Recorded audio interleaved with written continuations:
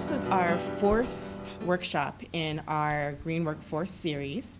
And we initially started doing this as part of the Green Workplace Challenge with the Green Workplace Challenge. So the Green Workplace Challenge is an opportunity for municipalities and small businesses and even some larger corporations to really engage with the rest of the city with regards to sustainability. And they encourage us to go, to push the envelope further and further every time. And we collect points for doing it.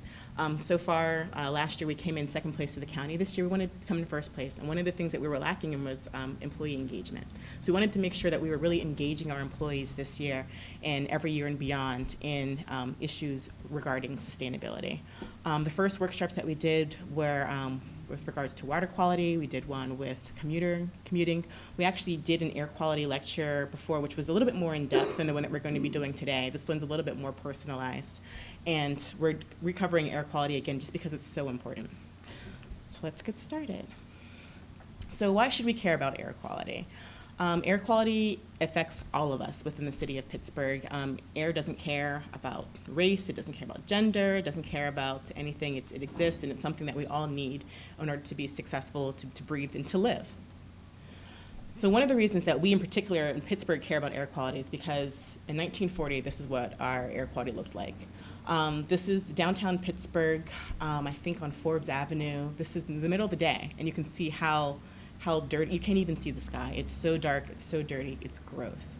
And who would want to live in a city, who would want to work in a city, who would want to come to a city that looked like this? We were doing pretty well economically at the time because the steel mills were definitely in full effect. However, we were literally killing ourselves. So these are some of the impacts of indoor air quality with regards to how the city of Pittsburgh views air quality and why it's important to us.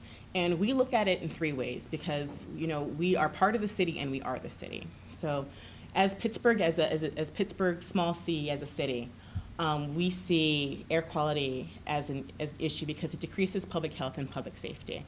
So this impacts our ability to be sustainable, our ability to be resilient. If our people are sick, there's a problem in that city. It gives us poor reports and reputation. If we have announcements and things that go out saying, Pittsburgh's air quality is terrible. Pittsburgh is, the bottom of the list. Pittsburghers have higher incidences of asthma. Nobody wants to move to a city that way, and then in a city that has those types of problems. So this is why it's so important for us to try to change this reputation and try to improve our air quality as a region.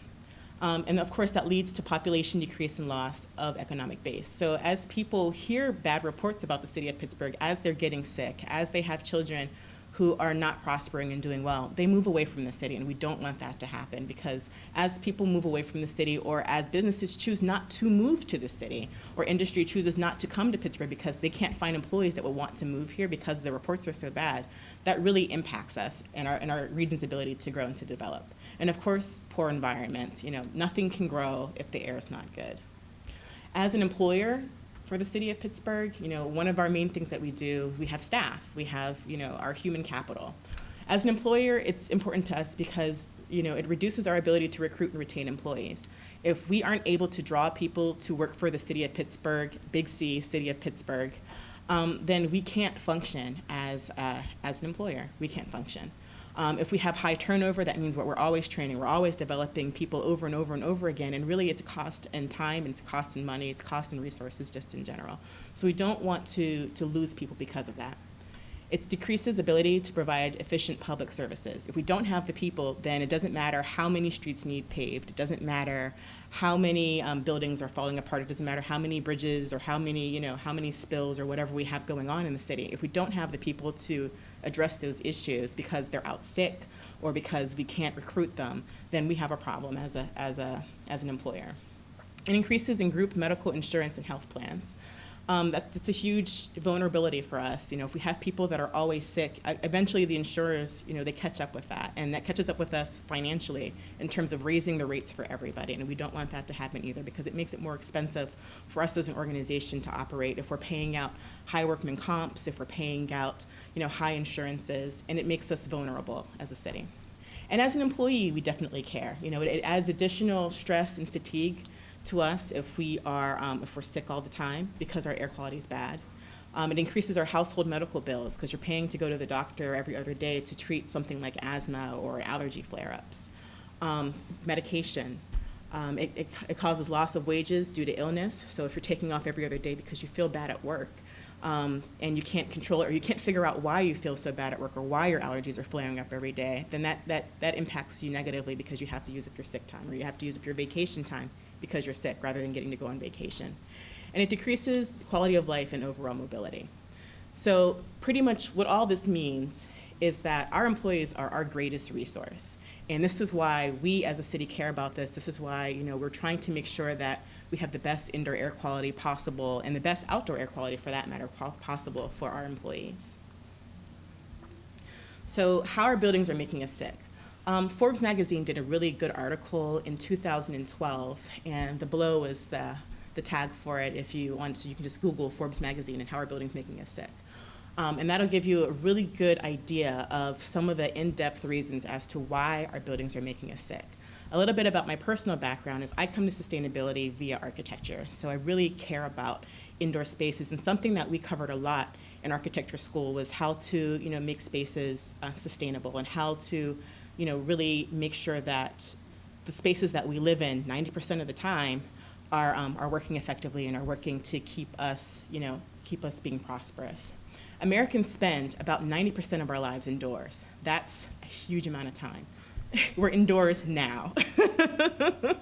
It's sad, but it's true. Whether we're going to school, whether we're working, whether we're playing, we're inside of our buildings, which is why our buildings are so important. So and this is a map also from Forbes magazine showing us some of the demographics. This is a 2012 map, some of the demographics of the amount of people that have asthma. And you can see that the darker the color is in blue, the higher the incidences that are reported. And you can see Pennsylvania is among one of those deep blue, dark states, which of course Pittsburgh is in Pennsylvania. So we have a lot of people that are suffering from asthma and other upper respiratory issues. So some of the things that cause some of this building sickness include biological pollutants. That's mold, bacteria, viruses, animal dander, pollen, dust mites. And these are all things that, that give you that itchy throat, that shortness of breath, sneezing, coughing, asthma attacks. You also have secondhand tobacco smoke. Smoke is awful, especially when you're doing it inside. I mean, I think it's pretty clear to everybody, whether you're a smoker or a non-smoker now, the dangers of smoking. And when you're smoking indoors, you're putting over 200 known pollutants into your house, and your entire family is breathing that in on a daily basis. Combustion pollutants, so that's things from oil, gasoline, your stove, wood burning, fire burning, those sort of things, fireplaces, coal furnaces. I don't think probably anybody has any coal furnaces anymore. However, we do use coal for energy generation within the broader city of Pittsburgh.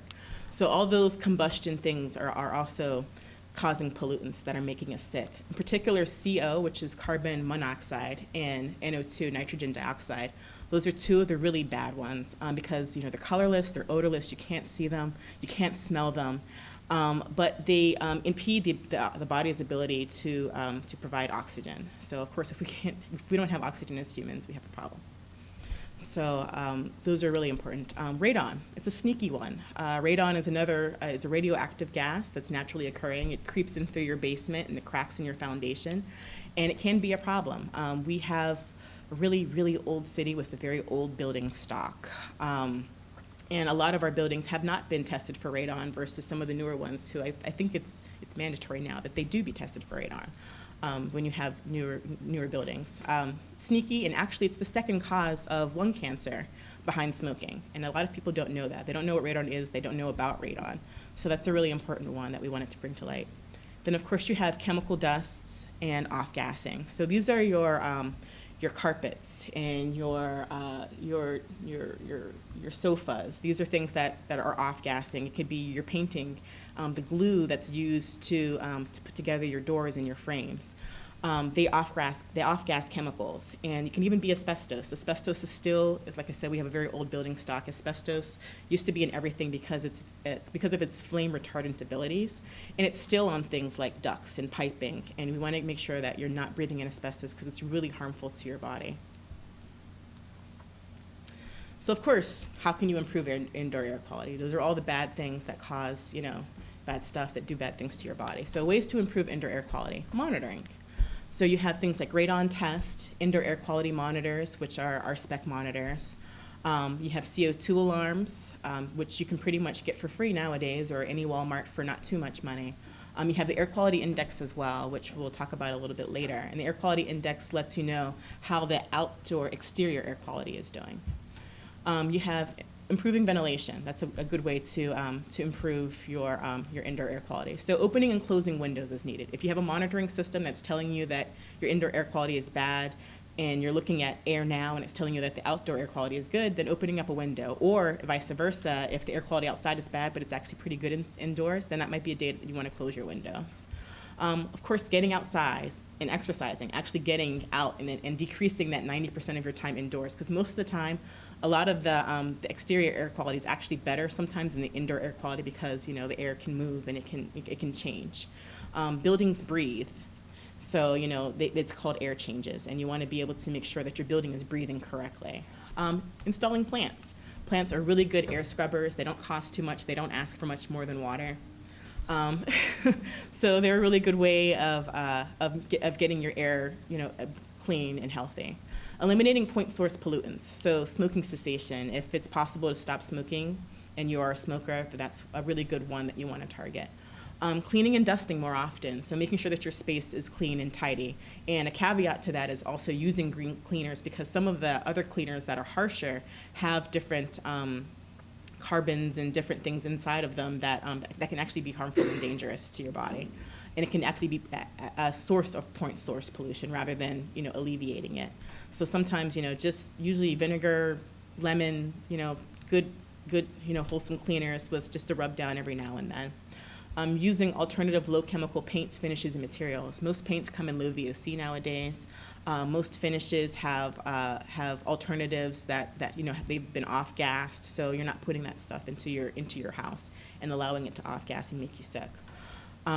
Investing in things like air purifiers. If you have really bad, consistent, poor air quality inside, an air purifier can do a really good job.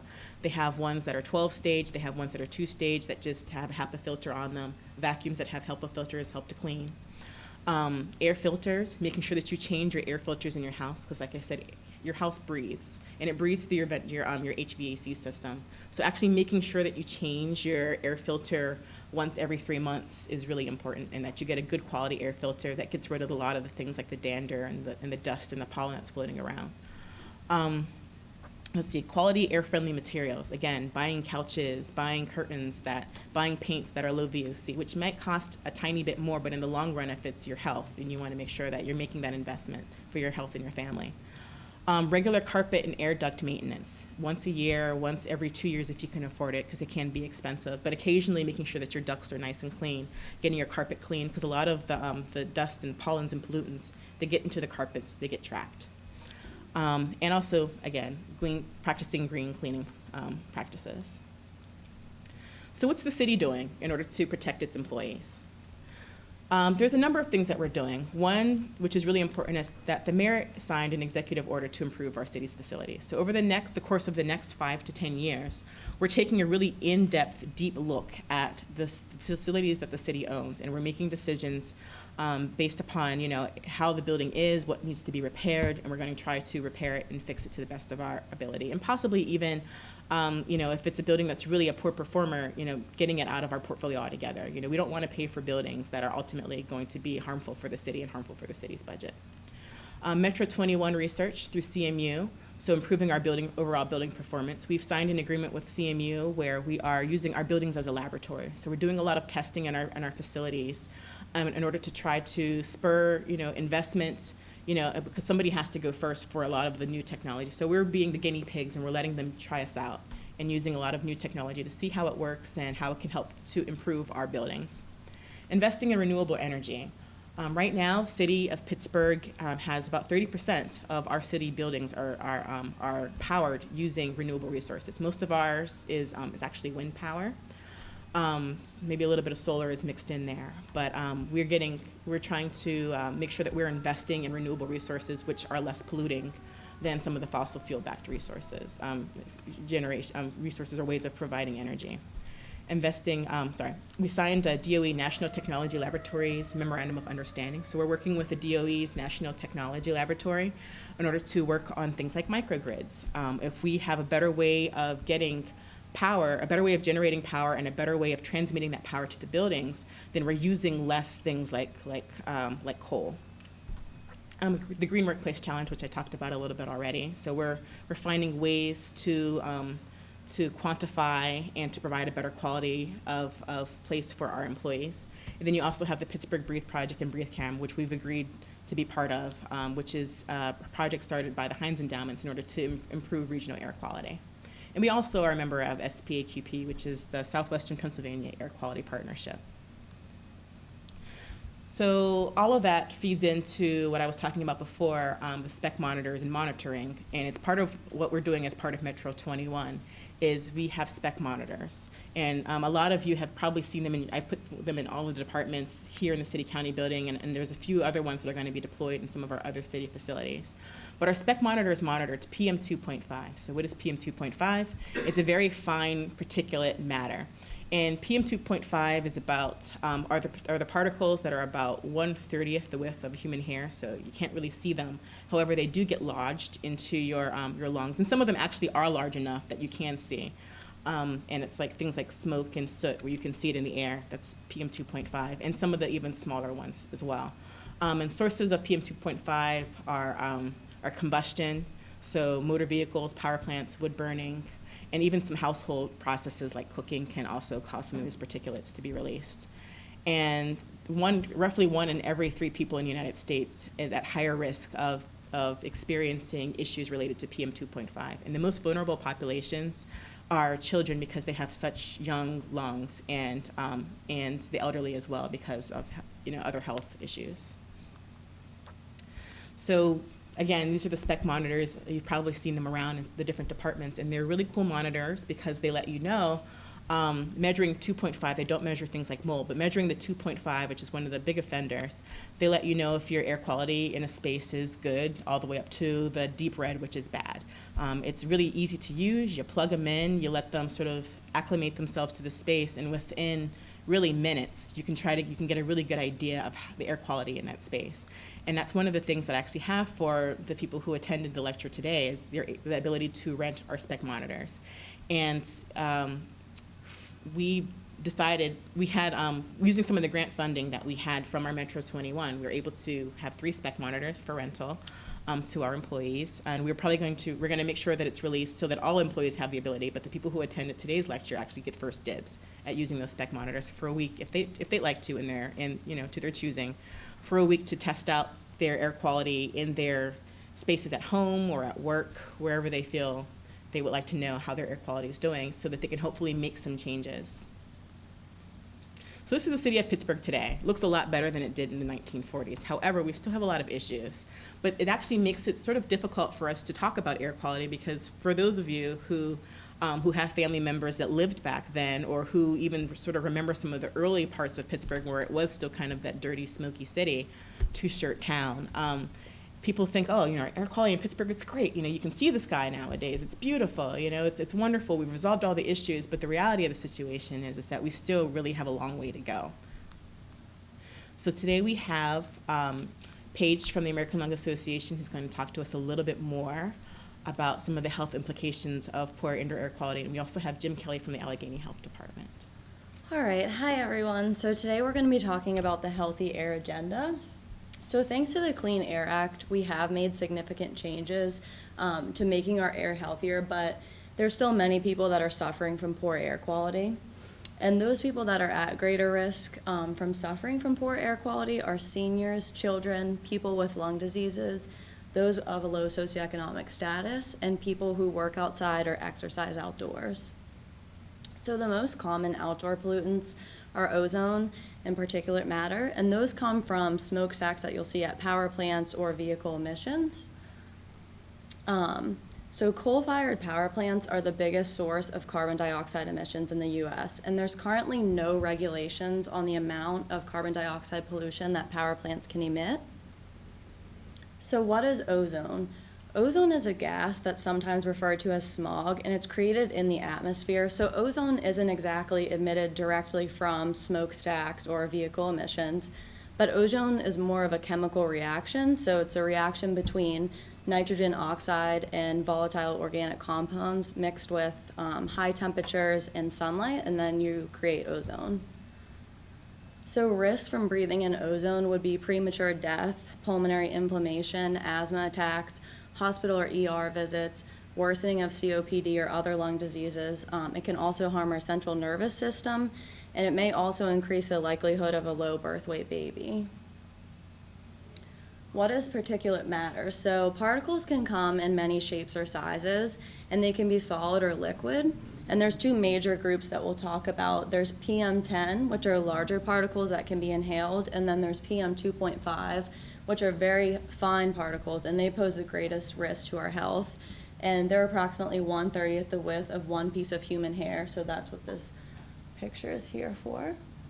And the risk from breathing in particle pollution, again, premature death, pulmonary and cardiovascular inflammation, asthma attacks, heart attack, stroke, worsening of lung diseases or cardiovascular disease, as well as an increase in ER visits.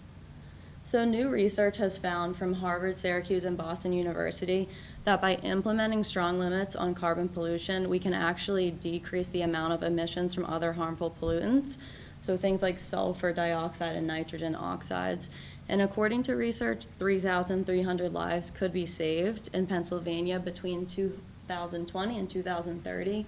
And we'd also see other benefits from this, like a decrease in asthma attacks and a decrease in ER visits that are all linked to the poor air quality. So the American Lung Association has called on the Obama administration and Congress to take action and follow the laws to protect the health of all Americans. So this healthy air agenda lists the steps that are needed to continue the progress to protect our air. And these are the key items. So cleaning up coal-fired power plants, strengthening ozone standards, funding the work to provide healthy air, and protecting and enforcing the laws. So cleaning up coal-fired power plants. In June of 2014, the EPA proposed limits for the first time ever on existing power plants. And like I said, before this, there were no limits of the amount of carbon pollution that these power plants could emit. The Clean Power Plan would reduce carbon emissions from power plants by 32% in 2030. And the final Clean Power Plan was announced by Obama on August 3rd of 2015. So nationwide, the Clean Power Plan will prevent up to 90,000 asthma attacks and prevent 3,600 premature deaths each year, and this would start in 2030. Strengthening ozone standards. So right now, the National Ambient Air Quality Standards, they were last updated in 2008, and the primary standard is 75 parts per billion.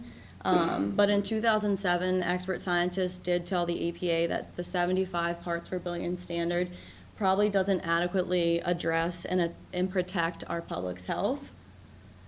So in November of 2014, the EPA did propose to strengthen these standards from the 75 parts per billion to a range of 65 to 70 parts per billion. However, the American Lung Association still continues to recommend a 60 parts per billion as the standard for the law. And ozone is harmful to our kids' health, and we must protect our children because they're one of our vulnerable populations, and we feel that the public has a right to know the truth about the air that they breathe.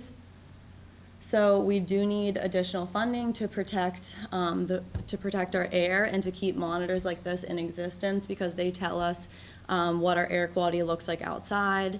So they're very important to us, and you guys may be familiar with the graph that you see there about the good air is obviously green, and then we've had a couple red days this summer, the unhealthy air.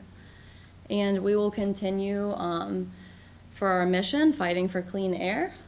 And I just wanted to thank you guys. There's my email if you have any questions, and you can also visit our website for more information. Okay. Hi, my name is Jim Kelly. I'm with the Allegheny County Health Department Air Program. And that's an unusual thing to say for two reasons. Number one, I've been doing air quality planning for Atlanta for 22 years. Number two, having a local agency is kind of a unique thing. Typically, air quality planning is done by a state agency. And so the fact that you have for two things, you have a local agency, which is great because it's more responsive, and our air quality planning agency is located within a health department, which means our focus is primarily human health. And so that's a big difference because I've worked at the state level before, and their focus isn't health, it's just meeting the standards. It's just doing what the federal government requires. And so it's really nice for me, it was a great improvement in my career to be able to actually fall into a situation where I can actually, the purpose of the Clean Air Act is to protect human health, and now we're located within a health department that actually wants to protect human health. And so you don't know what that means because if you haven't worked at a different level. I'm going to explain the difference real quick.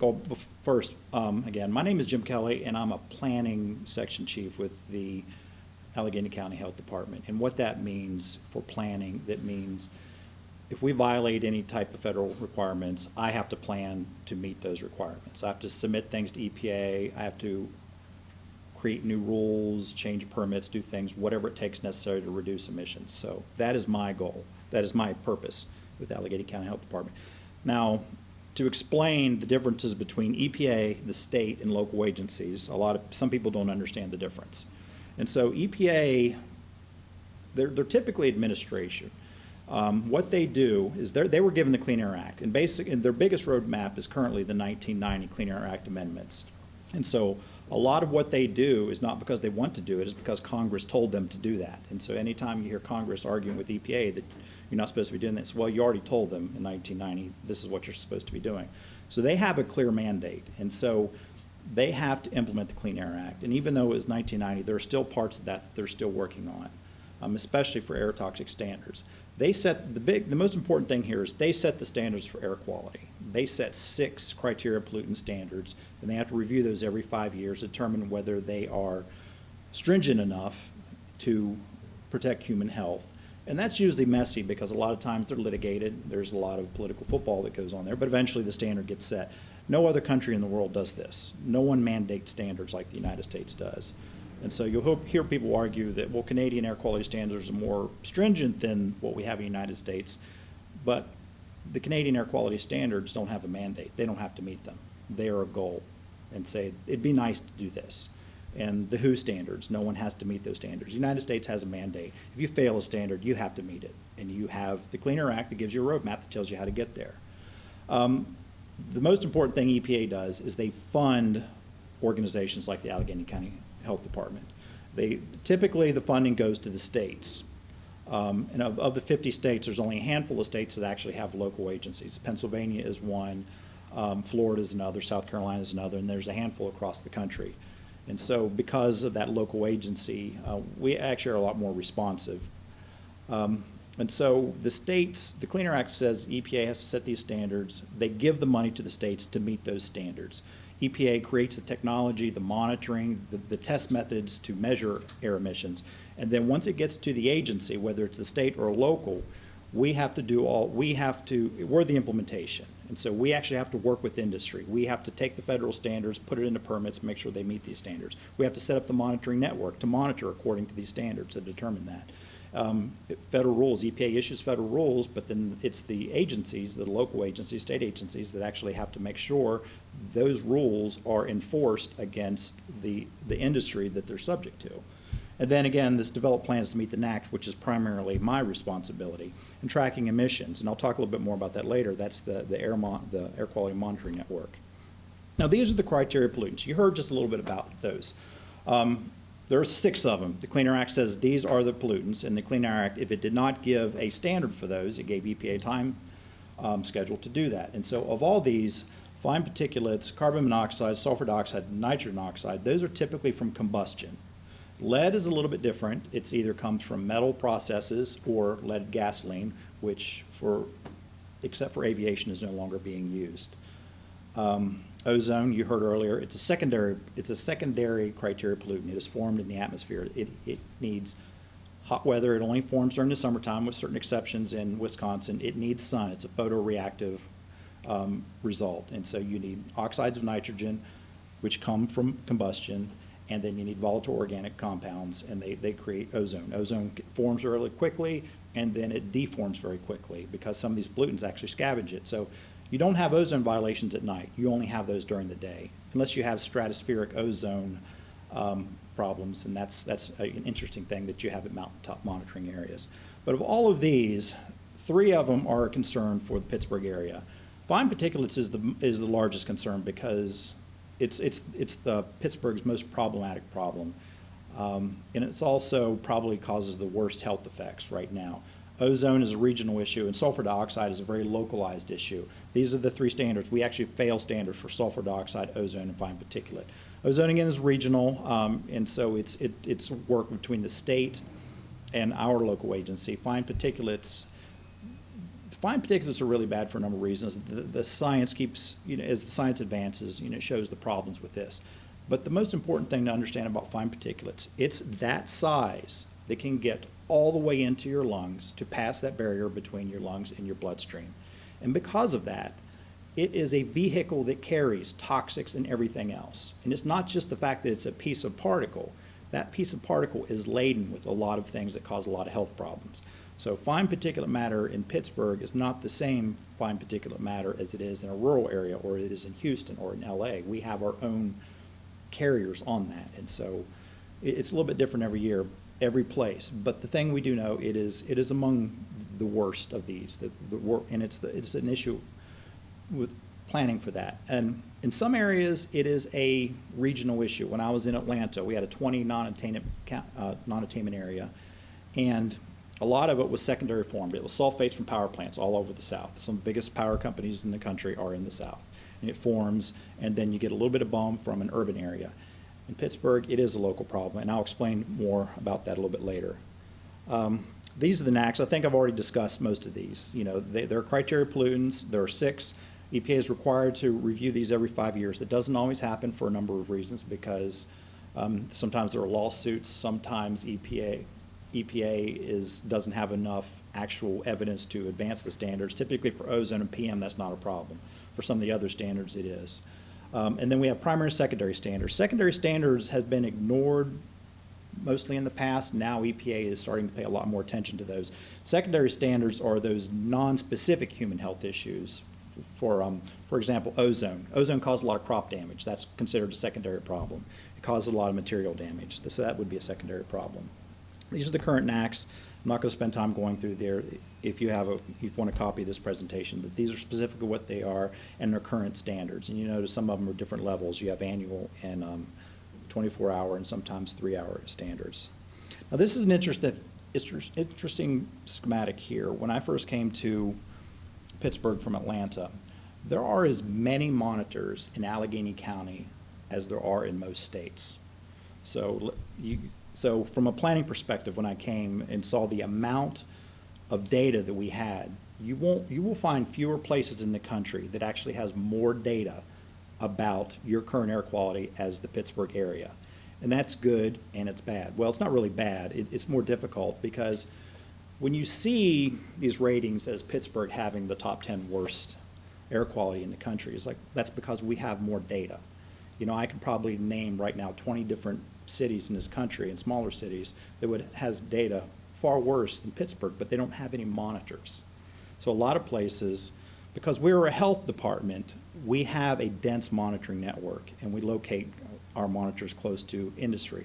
Most states have a less dense monitoring network and they will not locate their monitors close to areas of high emissions. And the biggest example, and you're going to see this Liberty monitor right here. And so when you hear Pittsburgh has the worst air quality in the country or among the top 10, it's because of this monitor right here. And there's a Coke plant right at the base of it. I'm going to show you some schematics here. And it's because of this area. So if you're concerned about that air quality and your health, unless you live within 2 or 3 miles of this area right here, that is the problem right there. And it's because of a stationary source. What Allegheny County Health Department has done, and again, I find this really interesting, is It's the North America's largest coke plant is located there. And on the hillside beside the monitor is a monitor located there. EPA requires that you locate monitors that demonstrate protection of human health. Nobody lives on this hill, nobody. It's a wide open area, but the monitor is located there to specifically monitor that plant. And you won't, if you did that on every large stationary source in the country, Pittsburgh would probably be in the bottom third as far as air quality, because nobody does that. So that's an interesting thing. The rest of the monitors, and North Braddock is going to be our second largest monitor. And again, you know what's there. That's Edgar Thomas, the ironworks. They are below the standard. Again, this is the only monitor for SO2 and PM that is above the standard right now. And so it's good and it's bad. It's difficult because it's a stationary source, and we're always in. And the funny thing is, these coke operations, these are still using technology from about 100 years. But this is actually the cleanest coke operation in the country, which is interesting because it's still really dirty. And so we're actually negotiating right now with various things, trying to clean them up even more. It never stops. We're constantly reducing their emissions. And so keep that in mind. We have more data in Allegheny County than just about any county in this country. We have more data. So it gives us a lot more ammunition to deal with industry and to demonstrate that you need to clean things up. These are the standards here, and these are the numbers, and this is what I want to show you. So the standard is 12, and these averages, the annual standards is based on a 3-year average, so when you say that. So 2013 is going to be based on 2011, 12, and 13. And so you'll notice this is the value that violates. This is Liberty. This is a monitor that's not located in an area. This is the number that actually concerns me the most. People don't live here. People do live here. And this is an environmental justice area. So this is below the standard, but a lot of the science is showing you, even though it's below the standard should be less than that. A lot of these numbers fall in the range. You'll find these exact same numbers in some rural areas right there. So this is what I consider elevated. And so this is the industrial issues that we're having to deal with. And again, nobody lives here. North Braddock, that's the area that people live. And that area is still going to be close because I'm going to show you the range. This is the trend. So this shows you that every year these values are actually coming down. And there's a number of reasons. We have a lot of local laws. Again, we have some of the most stringent rules for iron plants and coke operations in the country. And again, that's still not very stringent as far as I'm concerned because they're still violating the standard at Liberty. But you look at this Liberty value. So it still trends higher than everything else, 2 micrograms higher. And when you're talking about a standard of 12, 2 micrograms is very significant because it's hard to move the needle for particulate matter because you have a regional influence, which is probably 8 to 9 micrograms of that, and then you have your localized influence that takes that above the standard. So everything else is kind of grouped together. Again, this is Liberty. So this is the 24-hour standard. This is the other one was an annual standard. It's an average over the course of a year. This is 24-hour. This is more like an acute exposure. And look at some of these values in the past, how high they were. So the standard is 35. We actually met that this year. And so, because it rounds down. And it's going to be tough because without more controls at the coke operations, it's going to be difficult to meet that. Everything else is well below the standard. That doesn't mean it's safe because the standards will change. They'll be lower. And again, these areas, especially North Braddock, everything else will probably never be above the standard again. These areas are going to be a problem. But look at some of these values in the past, the 63.8. So it's difficult to find numbers that high in this country outside of Southern California, Houston, and Birmingham, Alabama. These are the 24-hour values that shows you these values coming down.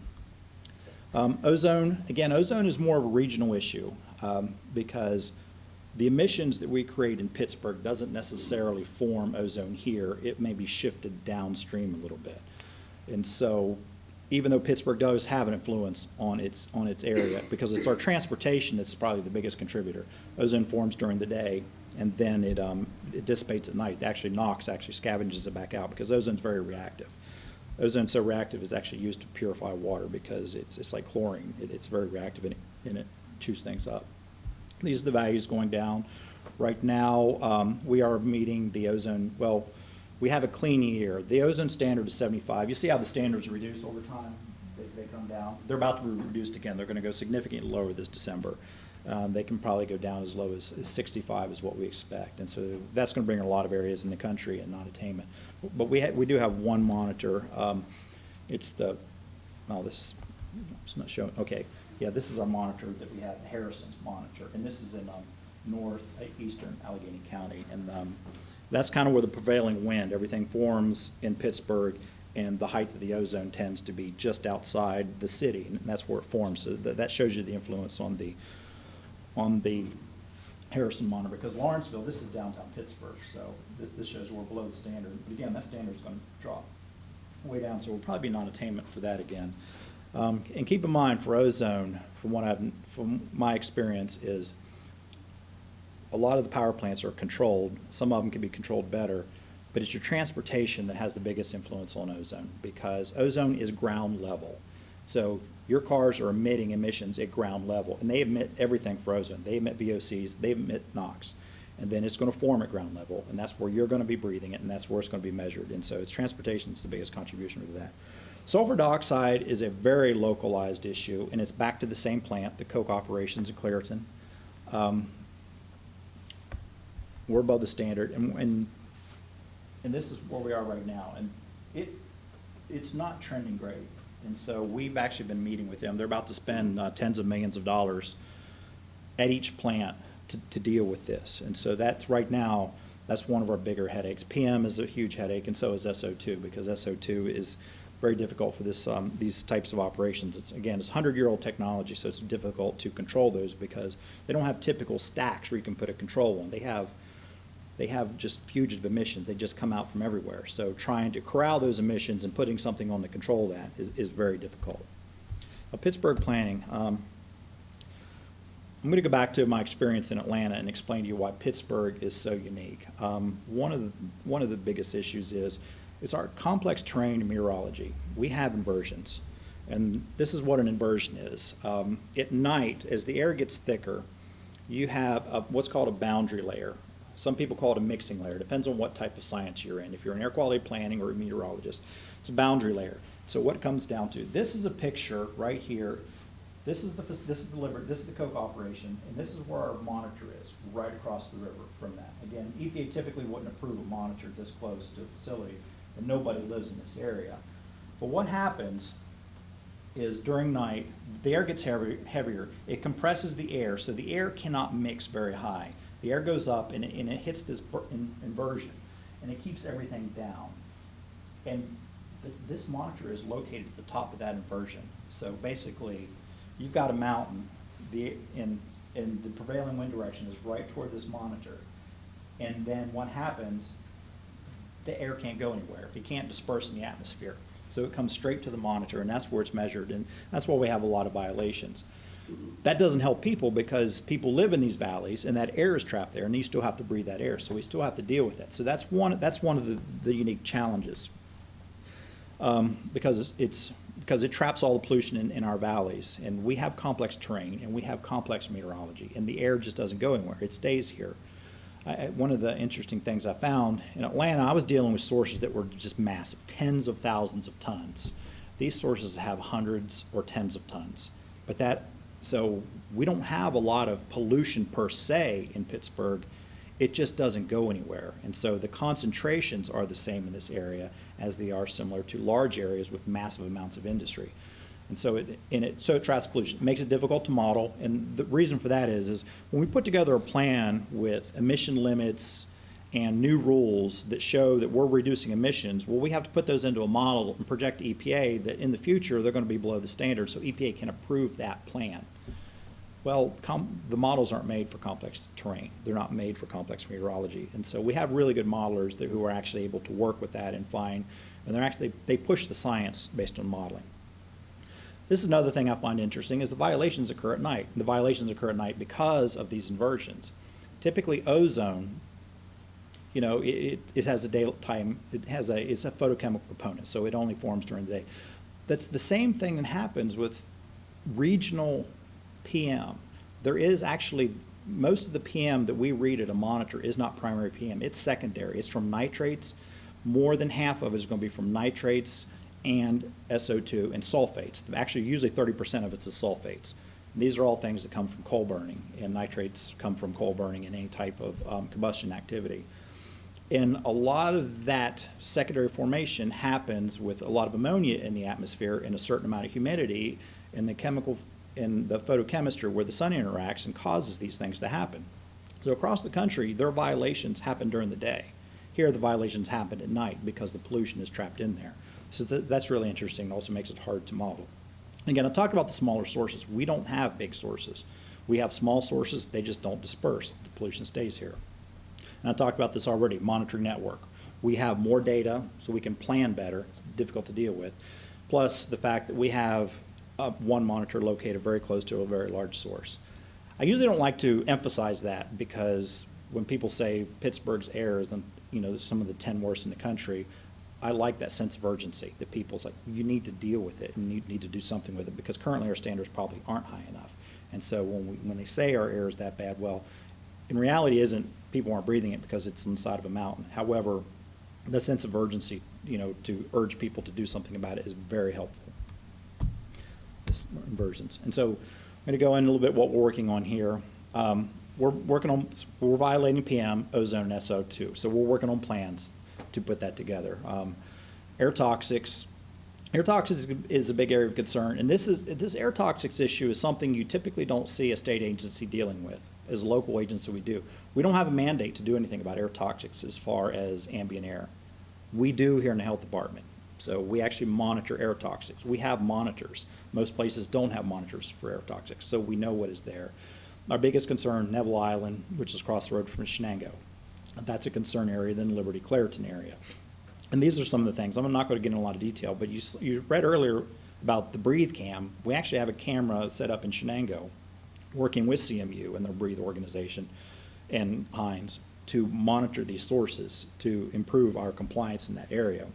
We have the down diesel study. Jim Clarity is working on that. That's about to be finalized. You'll be hearing a lot about that soon. And so she's been studying the effects of diesel is considered an air toxic. So she's been studying the effects of that in downtown. And so we'll be probably sometime in the spring or early winter, you'll be hearing a lot about that soon. We monitor Marcellus Shale. So fracking, we have a lot of monitors. If we have a fracking site, a new fracking site, we put up monitors to monitor what's going on. Interesting enough, there really isn't much as far as air toxics there. And then we have our future, some of these future programs. And one of the interesting things, you're going to hear about this in the news, is we actually are dealing with indoor air in the Neville Island area because we have the Avalon Bellevue area has some of the highest, they have the highest asthma rates in the county. And so we're actually doing a project to remediate indoor issues. And so it's actually considered an intervention where you go into the house, evaluate the house, determine what are some of the asthma triggers and try to improve those through education and remediation. And so that'll be kicked off soon. You'll be hearing more about that. So, and if you want to be involved, this is something interesting I found out about Allegheny County. All of our processes are open to the public. Any level of our decision making, we have meetings, committee meetings, subcommittee meetings. The public is constantly involved, helping make the decisions, and so it's open. It's very transparent. So all of our decisions are very open and public, and so everybody has a lot more input than you would at the state level. And then this is our website, and there's a lot of data there. And we like a lot of feedback. If there's something on our website you don't like, we're about to overhaul it and improve a lot of information. And so if you're interested in adding some things or confused about how this data is presented, let us know because we're about to improve that.